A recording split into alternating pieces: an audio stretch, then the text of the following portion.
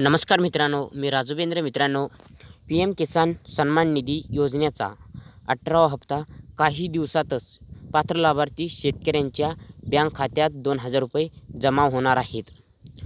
तर P M किसान योजनेचा 18वा हप्ता येण्याआधी तुमचं एनेबल फॉर DBT असं लिंक आहे का ही तुम्हाला चेक करायचं आहे. त्याच्यासोबत अजूनही 3 कामे आहेत. एकूण अशी 4 कामे तुम्हाला 18वा हप्ता येण्याआधी करायचं आहे. तर ह्यामधील शेवटचं 4था नंबरचं काम फार महत्त्वाचं असणार आहे. तो व्हिडिओच्या शेवटमध्ये सांगितलं जाईल.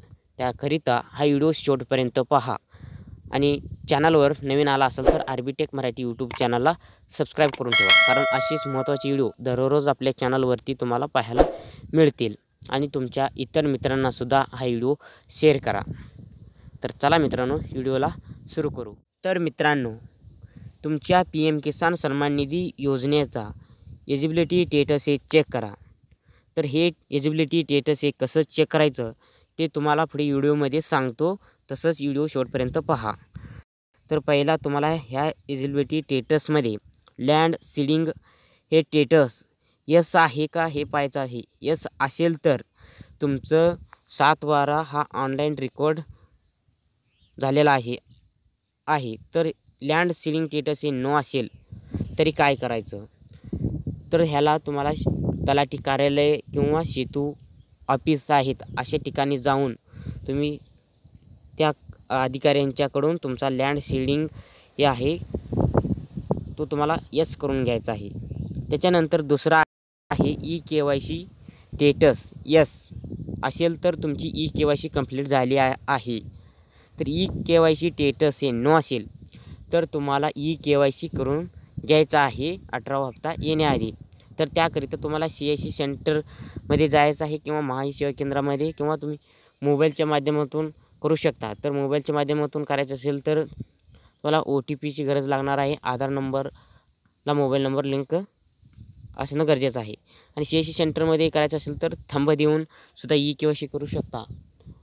त्याच्यानंतर तुम्ही आधारच्या माध्यमातून OTPच्या माध्यमातून सुद्धा EKYC करून घेऊ शकता. तर तुम्हाला ही EKYC स्टेटस हे नो असेल तर ताबडतोब तुम्हाला हे येस करून घ्यायचं आहे, लँड सीडिंग EKYC स्टेटस हे.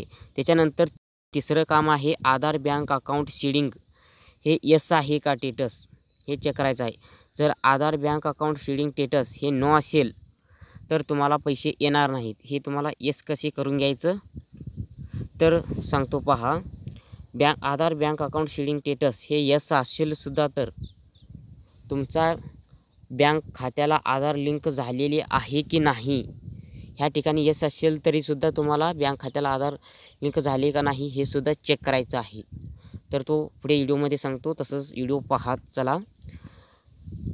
आधार बँक अकाउंट सीडिंग स्टेटस हे नो आहे तरी काय करायचं, तर तुम्हाला तुमच्या बँक खातं ज्या ठिकाणी आहे त्या ठिकाणी तुम्हाला तुमच्या आधारशी बँक खातंही संलग्न लिंक करायचं आहे आणि ती DBTला लिंक अशी करायची आहे. तर तुमच्या बँकेमध्ये जाऊन तुम्ही त्या अधिकाऱ्यांच्याकडून फॉर्म भरून त्या अधिकाऱ्याकडे देऊन तुम्ही तुमच्या बँक खात्याला आधार ही DBTच्या प्रमाणे लिंक करून घेऊ शकता. तर तुम्हाला डायरेक्टली तुमच्या गावामध्ये जे पोस्ट ऑफिस असेल त्या पोस्ट ऑफिसमध्ये जर हे 2,000 रुपये मिळवायचे असेल तर तुम्हाला तिथे जाऊन एक IPBचा एक अकाउंट असतो डिजिटल, तो उघडायचा आहे.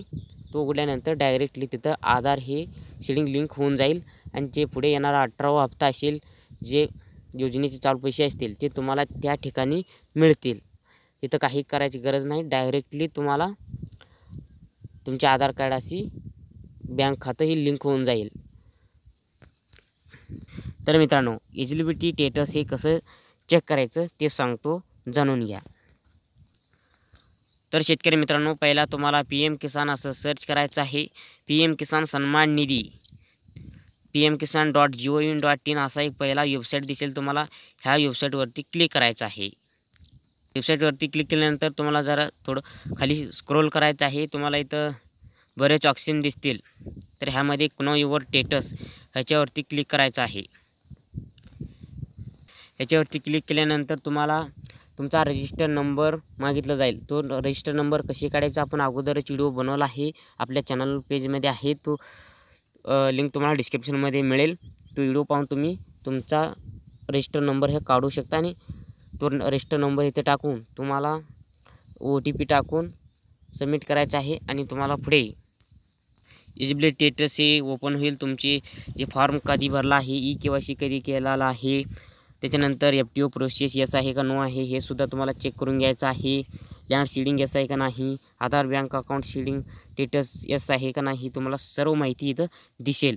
तर मित्रांनो आता शेवटचं काम आहे, तो कोणता आहे ते सांगतो चला. तर मित्रांनो शेवटचं काम 4थ्या नंबरचं काम म्हणजे तुमचा मॅपिंग स्टेटस हे चेक करायचं आहे. एनेबल फॉर DBT आहे का हे तुम्हाला जाणून घ्यायचं आहे. कारण तुमच्या बँक खात्याला आधार संलग्न असतं, सर्व बँक अकाउंटला आधार संलग्न असतं, परंतु DBT हे एनेबल आहे का हे तुम्हाला चेक करायचं आहे. DBT एनेबल असेल तरच पैसे मिळणार आहेत. डिसेबल फॉर DBT असेल तर पैसे येणार नाहीत.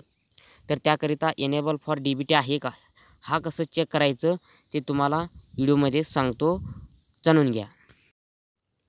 तर मित्रांनो पहिला तुम्हाला तुमच्या क्रोम ब्राउझरमध्ये NPCI असं सर्च करायचं आहे. पहिला वेबसाईट आली असेल www.npci.org.in ह्या वेबसाईटवरती क्लिक करायचं आहे. याच्यावरती क्लिक केल्यानंतर तुम्हाला इथं कन्झ्युमर ह्या नावाचं फर्स्ट ऑप्शन दिसेल, ते तुम्हाला त्याच्यावरती क्लिक करायचं आहे. त्याच्यावरती क्लिक केल्यानंतर तुम्हाला पुढे एक पेज ओपन होईल. भारत आधार सीडिंग एनेबल BSE असं शेवटचं ऑप्शन दिसेल, ह्याच्यावरती क्लिक करायचं आहे. ह्याच्यावरती क्लिक केल्यानंतर तुम्हाला पुढे एक नवीन पेज ओपन होईल. तुम्हाला रिक्वेस्ट फॉर आधार सीडिंग असं नाव दिसेल, त्याच्यावरती साईड मार्क चिन्ह आहे, बाण चिन्ह, ह्याच्यावरती क्लिक करायचं आहे. थोडंसं वरती जे टाईम लिहित आहे त्याच्या खाली बघा आणि तिथं 3 नंबरला गेट आधार मॅप्ड स्टेटस ह्या नावाचं दिसेल, तो तुम्हाला ह्याच्यावर 3 नंबरवरती क्लिक करायचं आहे. त्याच्यावरती क्लिक केल्यानंतर तुम्हाला इथं काही अलर्ट असेल तर ओके करा, कारण सर्व्हर प्रॉब्लेम असल्यामुळे तुम्हाला अलर्ट येत असतो. तर त्याच्यानंतर एंटर युअर आधार म्हणजे इथं तुमचा आधार नंबर टाकायचा आहे, जो कॅप्चा आहे तो तुम्हाला सेम कॅप्चा इथं खाली टाकायचा आणि चेक स्टेटस ह्याच्यावरती क्लिक करायचं आहे. आता तुम्ही आधार नंबर आणि कॅप्चा टाकून येऊन चेक स्टेटस ह्याच्यावरती क्लिक करतो. याच्यावरती क्लिक केल्यानंतर जर प्रोसेस होईल आणि तुमच्या रजिस्टर आधार नंबरला जो रजिस्टर मोबाईल नंबर असेल त्याच्यावरती OTP जाईल. तो OTP तुम्हाला इथं एंटर करायचा आहे. 6 नंबरचा OTP आला असतो, त्याच्या OTP टाकून सबमिट ह्याच्यावरती क्लिक करायचं आहे. सबमिट केल्यानंतर तुम्हाला तुमचं स्टेटस हे इथं दिसेल, तुमचा आधार नंबरचे 4 अंकी दिसेल. Mapping status enable for DBT हा एनेबल फॉर DBT असेल तर तुम्हाला योजनेचे पैसे मिळणार आहेत. तर डिसेबल फॉर DBT असेल तर तुमच्या आधार कार्ड हे बँक खात्याला लिंक झाले नसेल असं सांगता येईल. तर एनेबल फॉर DBT असेल तर तुमच्या बँक खात्याला हे आधार लिंक झाले आहे. त्याच्यानंतर तुम्हाला खाली तुमच्या बँकेचं नाव दिसेल, कोणत्या बँकेला आधार लिंक आहे, DBT एनेबल झाली आहे हे तुम्हाला सर्व माहिती इथं दिसून जाईल. तर मित्रांनो अशा प्रकारे हे 4 तुम्ही जे PM किसान सन्मान निधी योजनेचा हप्ता येण्याआधी हे तुम्हाला करून घ्यायचं आहे. करून घेतल्यानंतर पुढील येणारा हप्त्याचे 2000 रुपये तुमच्या खात्यामध्ये येतील. तर व्हिडिओ कसं वाटला नक्की कमेंट करून सांगा. व्हिडिओला लाईक करा आणि चॅनलला सबस्क्राईब करायला विसरू नका, कारण अशीच महत्त्वाची डेली भेटत राहतील. आणि तुमच्या मित्रांनासुद्धा व्हिडिओ शेअर करायला विसरू नका. इथंच तुमचं नवीन माहितीसह नवीन व्हिडिओ परत भेटूया. जय हिंद, जय महाराष्ट्र, धन्यवाद.